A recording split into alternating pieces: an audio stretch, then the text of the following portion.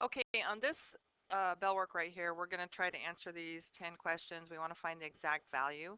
The only thing that sometimes students find confusing about this is sometimes they don't know if they're looking for the angle or the side. So really quickly, what I'm just going to do is I'm going to go look for the inverse notation. That's going to tell me that I'm going to be looking for an angle. So like see on question number 1, how I have the inverse notation right there? I know I'm looking for an angle. So on question number 4, inverse notation, I'm looking for an angle. 5, I'm looking for an angle. This is all stuff that since it says exact value, we're going to look on our unit circle for this. Here's inverse, so this is an angle, angle, and the last one is an angle. Number 10. So all the others are ratio of sides. So what we're trying to figure out now, remember inverse sine, so remember our inverse sine is first and fourth quadrant. Inverse cosine is first and second.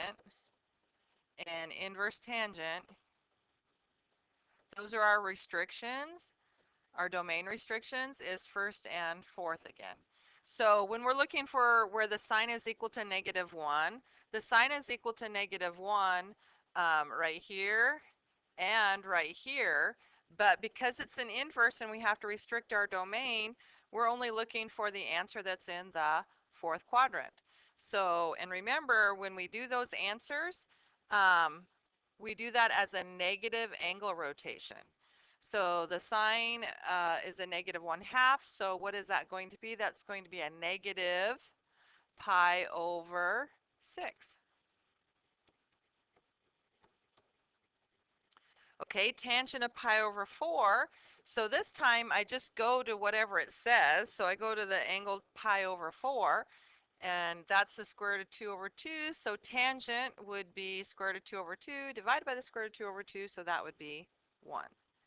Now, secant of 5 pi over 6, I'm going to go find 5 pi over 6 right here, 5 pi over 6. Secant is the reciprocal of the cosine.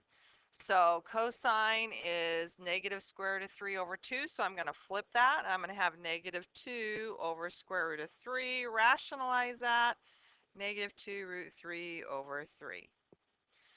All right, number 4, inverse cosine. So we're looking for the angle where the cosine value is 1. So cosine value is 1 right here. So that's going to be at 0. Inverse tangent, we're looking for where the inverse tangent is 1. Well, that's going to be in two places. That's going to be right here at pi over 4 and right here. Negative divided by negative is a positive. But remember, it's inverse tangent, so it's restricted to the first quadrant only. So we're going to look right here. So square root of 2 over 2 divided by the square root of 2 over 2, that would give me 1. So my answer is pi over 4. Remember, we're looking for an angle. Number 6, we're looking for ratio of sides. So we're going to go to 4 pi over 3 right here. And we want the sine value. So that's a negative square root of 3 over 2. Tangent is 3 pi over 2. So I'm going to go find 3 pi over 2. We're looking for the sides. So 3 pi over 2 is right there. So tangent is opposite over adjacent, sine over cosine, y over x, and that's undefined. Negative 1 divided by 0 is undefined. Okay, cosine, inverse cosine of a negative square root of 3 over 2. So remember, it's inverse cosine, so I'm restricted to the first and the second quadrant. So if I look in the first quadrant and try to find where it's a negative square, where the cosine's a negative square root of 3 over 2, it's right here. So my answer is 5 pi over 6. Okay, inverse tangent, remember, is to the first and the fourth. And so since we're looking for a negative square root of 3, we're going to go down to the fourth quadrant. And remember, tangent is sine over cosine, y over x, opposite over adjacent. So we want to divide that so we end up with a negative square root of 3. So we're going to do this one right here. Negative square root of 3 over 2 divided by a positive 1/2 is going to give you a negative square root of 3. But remember, once again, we have to do that as a negative angle rotation. Anytime we come down into the fourth quadrant, When we're doing inverses now, we have to do that as a negative angle rotation. So that's going to be a negative 60 degrees or a negative pi over 3.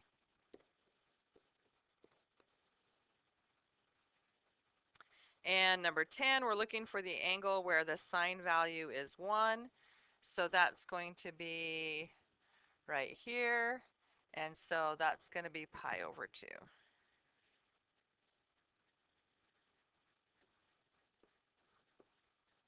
Okay. So like I said, when I start mixing them together, sometimes students get confused whether they're looking for the angle or the ratio of the side. So I just look for the inverse symbol. That tells me I'm looking for an angle, and then everything else would be a ratio of the sides.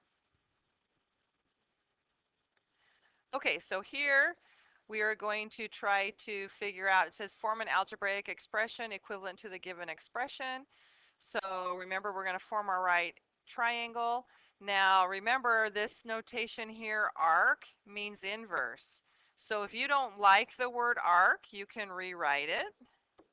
So it looks like inverse notation with a negative 1 of 3x. You don't really have to put the 3x in parentheses, but I did. Okay, so the hint is draw a triangle. Well, really what's happening here, remember, cosine, inverse cosine of 3x equals theta. That's what we're doing here. That's what inverse cosine means. You're looking for an angle. So I guess I'll just draw a right triangle. Put my theta in. In word definition, cosine is adjacent over hypotenuse. So this side would be 3x. The hypotenuse would be 1. Do the Pythagorean theorem to find the missing side. So if I call this a, I'd have a squared plus b squared. Notice how I'm writing that in parentheses. You have to square both the 3 and the x. So this is a squared plus 9x squared equals 1. So a is going to be the square root of 1 minus 9x squared. Okay, so here's this piece right here. This is 1 minus 9x squared. Okay, we built our triangle from this statement, inverse cosine of 3x. Well, remember, inverse cosine of 3x means we're looking for theta, so I'm actually going to take all of this and just replace it with the theta symbol. So what am I really trying to do? I'm trying to find the sine of theta. Well, oh, I forgot my square root symbol, sorry. So sine of theta would be opposite over hypotenuse, which is 1, so your answer is just going to be the square root. I'll just erase that. 1 minus 9x squared all under the square root symbol. Okay, let's try it again. So same thing, it says, if possible, find the exact value. So maybe I'm going to build a triangle, maybe I'm going to use my unit circle, I don't know. We're going to see what happens here. So once again, if you don't like the arc notation, you can rewrite this as inverse tangent of negative 5. Okay, now remember, this notation right here is saying inverse tangent of negative 5 equals theta. So let's just draw a little right triangle with our theta. So tangent is opposite. Oh, wait. Let's be a little bit more specific here. Since they're giving us positive and negative values, we want to get this in the right quadrant. So inverse tangent, remember, is restricted to the first and the fourth quadrant. And in the fourth quadrant, that's where tangent's negative. So I'm actually going to draw my triangle in a very specific way. So we're drawing it as if it was in the fourth quadrant. So tangent is opposite over adjacent. I guess that's not to scale, but I guess you get the idea. And then theta is always at the origin. Okay, so now when I go ahead and that picture matches everything that's in the very center of my parentheses where my theta is, right here. Okay, so now I'm just actually going to rewrite that.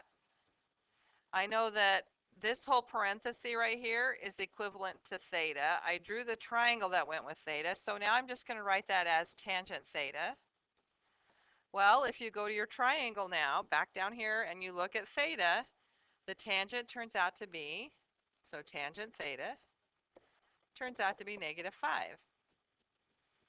So the tangent of an inverse of itself, if you're in one of the appropriate quadrants, will give you the same argument that you started with, negative 5.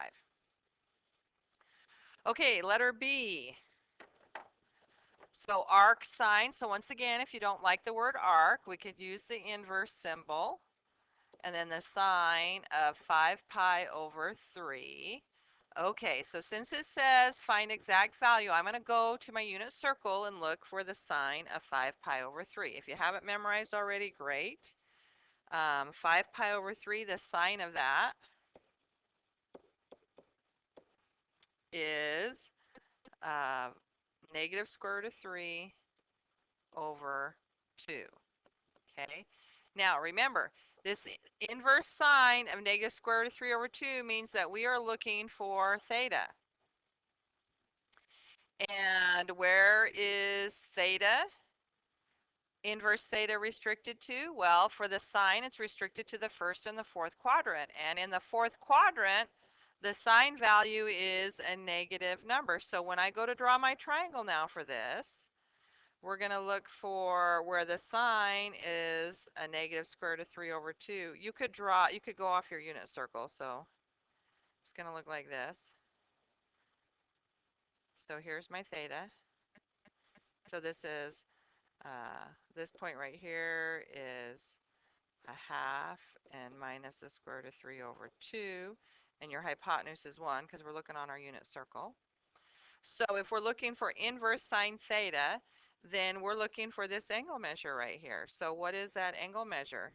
That's going to be a negative 60 degrees or a negative pi over 3. So theta is a negative pi over 3 because we're restricted to the fourth quadrant.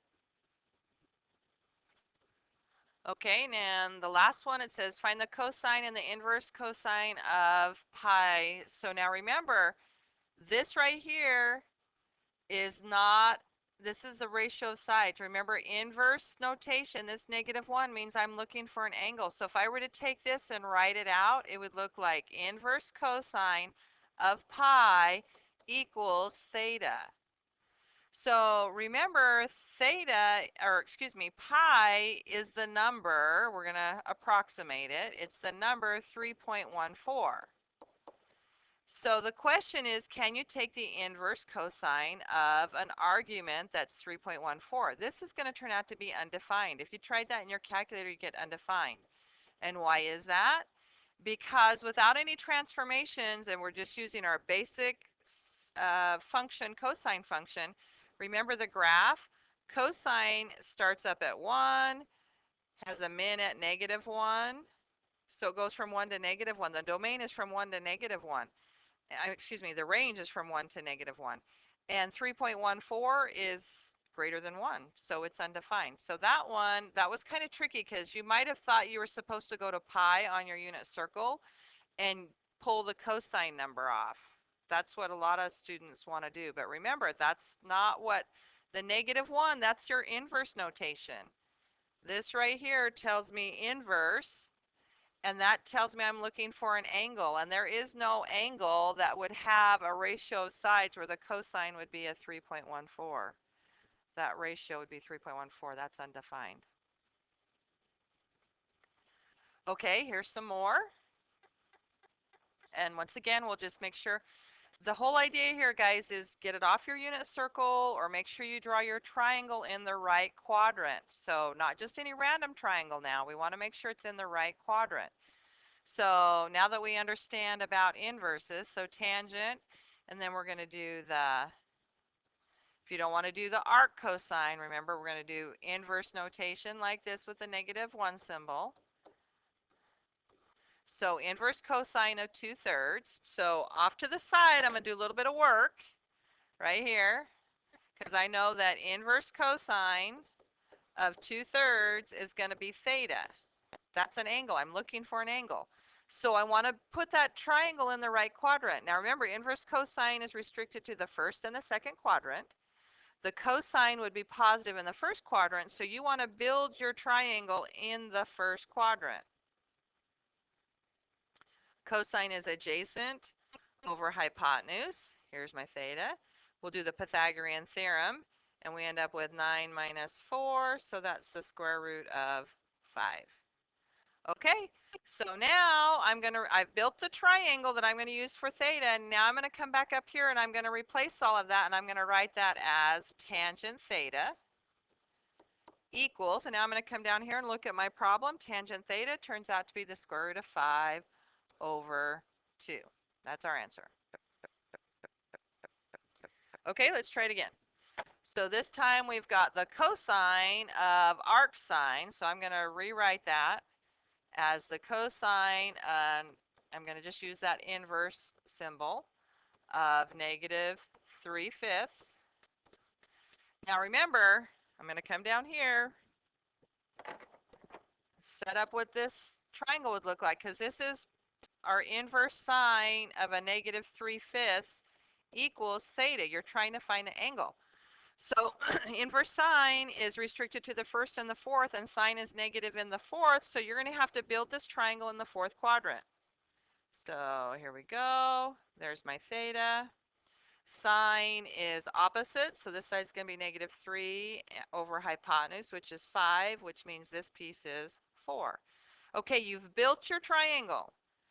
Now go back and replace your theta. So this is going to say cosine theta equals what? So if you're at theta, cosine theta is going to be 4 over 5. So our answer is 4 over 5. That's our answer.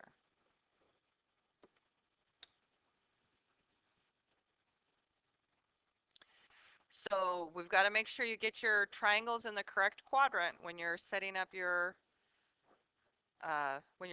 triangle. Don't just draw a random triangle. Make sure you get it in the right quadrant. And you have to use your restrictions on your inverse functions to get them in the right quadrant. Okay, now we're just going to do a couple of application word problems. So this one right here says the angle of elevation to the top of a tree is 70 degrees. So if I were just to draw a triangle here, we'll just pretend this is my top of my tree. So the angle of elevation to the top of the tree is 70 degrees. After moving 50 feet farther away, the angle of elevation is now 53. Okay, so I'm going to move left 53 feet because I'm moving farther away, which makes sense that my angle of elevation would be a little bit smaller now, right? So this would be 53 degrees. How tall is the tree? So we want to know how tall the tree is. So that's why. So what we're going to need to do is we're going to have to do X here. Unfortunately, we don't have one right triangle with at least one complete side. If we had one complete side, we could start filling in all the other sides with our right triangle trig. Wait a minute. What are we doing? Oh, sorry, this is 50 feet right here. I'm like, wait a minute, I have double 53s. Sorry, I read that wrong. After moving 50 feet away. There we go. Okay, that looks better. So what we're going to do is we're going to use overlapping triangles. So we've got this triangle right here, the one with the 70. That's one right triangle. And then we have another right triangle. Let's do this green. It starts here. Oops. And then goes here.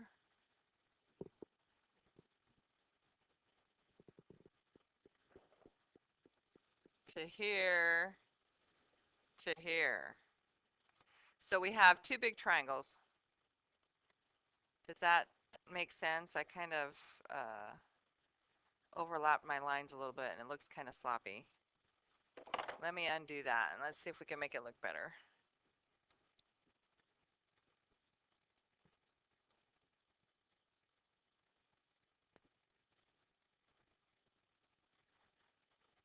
Okay, so I drew a yellow and a kind of a purple triangle. Those are our two triangles that we're working with.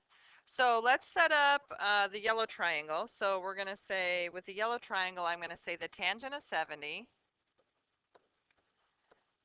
Tangent of 70 degrees equals y over x. And then with the purple triangle, I'm going to say, well, the tangent of 53. Now we have our choice on this one. We could go tangent of 53 equals y over 50 plus x. Or we could go ahead and just create this as a whole new letter. We'll call that z. And we'll say y equals, actually, I don't know if I want to do that, because as soon as I introduce a new letter, then I'm going to have a third equation. And I don't know that I can get a third equation. I'll have y over z. Yeah, no, let's not do that, because then we'd have to make a new equation that says z equals 50 plus x, and we'd be in the same place. We'd go in a circle. Never mind. Let's just keep these two equations. That was a little sidetrack there. That wasn't going to work. Okay, so the one thing I do notice about both of these, though, I could very easily make them both equal to the letter y. So I could say this is x times the tangent of 70 degrees equals y. And over here, I could say 50 plus x times the tangent of 53 degrees equals y. So that's good. If you've got two unknowns, you need to have two equations. For every unknown that you introduce into your problem, guys, you have to have another equation for it. So we're going to use basically substitution. If both equations are equal to y, then both equations are equal to each other. And then that eliminates the y variable, and now we're down to one equation with one variable, and we can figure out what x is. Now, unfortunately, we were looking for the letter. We wanted to know how tall the tree is, but we'll have to find x first, and then we'll go back and find out how tall the tree is. Okay, so here's our equation that we're working with. So x times the tangent of 70 equals 50 plus x times the tangent of 53. Now, if you want to change these to decimals, you can. You can say tangent of 70 in your calculator, get the decimal. You can do tangent of 53 in your calculator, get the decimal. And then you can use those decimal approximations. I'm just going to keep my answer exact. I'm going to write x tangent of 70 degrees. I'm going to wait till the very end and type it all in my calculator in one step. That way I don't have any rounding issues. And this is going to turn out to be 50 times the tangent of 53 degrees. I'm using the distributive property here, plus x times the tangent of 53 degrees. Now, I need my x's together because I'm solving for x. Now, remember, tangent of 53 is just some decimal. And same thing with tangent of 70. So we could actually get those two on the same side.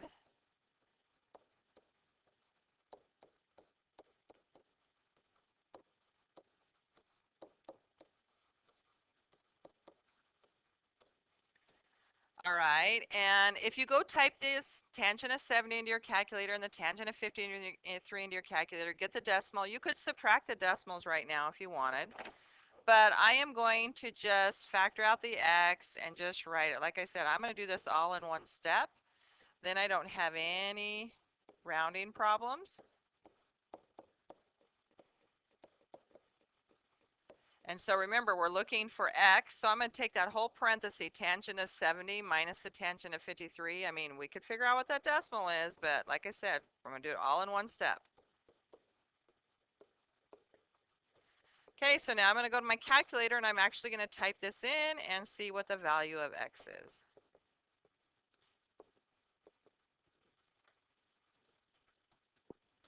So x turns out to be 50.3 feet. Okay, so if this is 50.3 feet right here, and we want to know how tall the tree is, I think I'll just come back to this equation right here and say y equals 50.3 times the tangent of 70 degrees. So I have the decimal in my screen, 50.29, da da da da da. I'm just going to multiply that times tangent of 70. And I get 138.2 feet for the height of the tree. That's a pretty tall tree. Maybe we're in the redwoods or somewhere. All right, this one says a lifeguard is watching a beach from a line of sight 6 feet above the ground. He sees a swimmer at an angle of depression of 8 degrees. How far from the tower is the swimmer? Okay, so here's our lifeguard. There's his line of sight. He looks out, and then he looks down and sees a swimmer. That's your angle of depression. And here is my right triangle. Normally, guys, I usually don't put angle of depressions in the picture because usually they're not in the triangle I'm working with. Remember, an angle of depression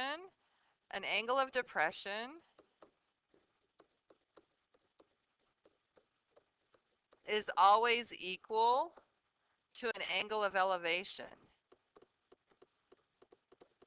And what do I mean by that? Well, because they're measured from horizontals, this is the angle of elevation down here, so that's 8 degrees. Angle of elevation and angle of depression are always measured from a horizontal line. So this, his line of sight, that's considered horizontal, and then the ground here, that's considered horizontal. So this would be considered alternating interior angles. This angle right here and that angle right there. So angle of elevation and angle of depression are always equal to each other. Whatever angle somebody is looking down at, somebody else is looking up at that same angle. So I usually just do an angle of elevation and don't even worry about putting the 8 outside the triangle. Okay, so we've got 8 degrees down there by the swimmer. And we know that the lifeguard's watching the beach from a line of sight 6 feet above the ground. So he's sitting, his eyes are 6 feet above the ground. So that's 6 right here. And then they want to know how far away from the tower is the swimmer. So we're looking for this piece right here. So this is just a pretty easy right triangle trig problem. So this is the tangent of 8 degrees equals opposite over adjacent. And then we just solve that. So x equals 6 divided by the tangent of 8 degrees. So 6 divided by a tangent of 8, and that's 42.7 degrees. I mean, not degrees, feet.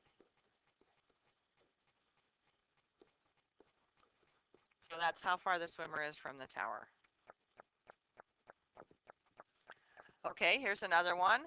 From the top of a lighthouse 210 feet high, the angle of depression to a boat is 27 degrees. Okay, so here's our lighthouse. And down here in the water somewhere is our boat. Okay, there's our fancy boat. So from the top of the lighthouse, that's 210 feet tall. Here's our boat.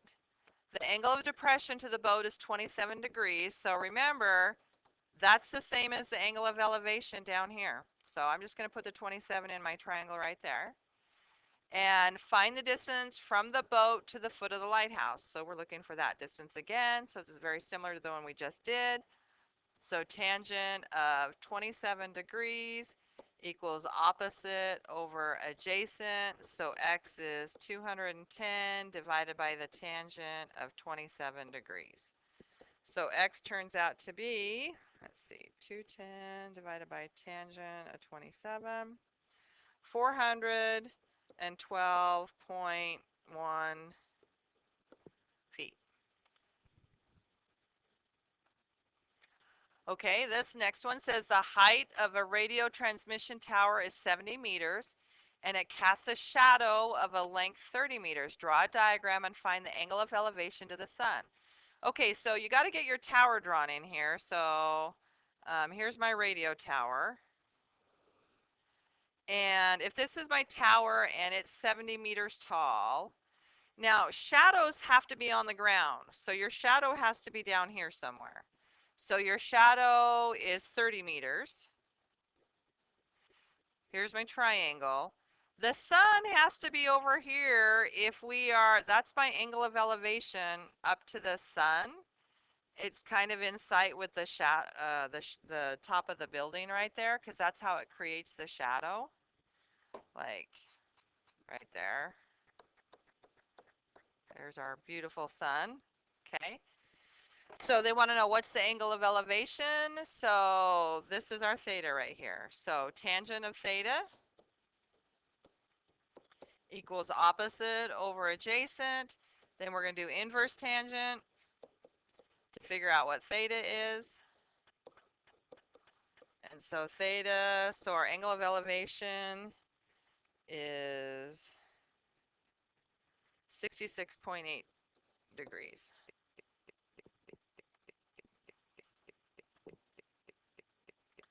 All right, your football has landed at the edge of the roof of your school building. When you are 25 feet from the base of the building, the custodian who is on the roof sees you at an angle of depression of 21 degrees. How high off the ground is your football? Okay, so we're going to figure out, we're going to say our football is, here's the top of the roof, there's our football. When you are 25 feet from the base of the building, so here I am standing right here. Okay, I'm 25 feet from the base of the building. The custodian who is on the roof sees you at an angle of depression of 21 degrees. So that's got to be the same as an angle of elevation. So I'm going to put my 21 right there. How high off the ground is your football? So we're going to say tangent of 21 equals opposite over adjacent. And then 25 times the tangent of 21 degrees. And so what do we end up with? 9.6 feet.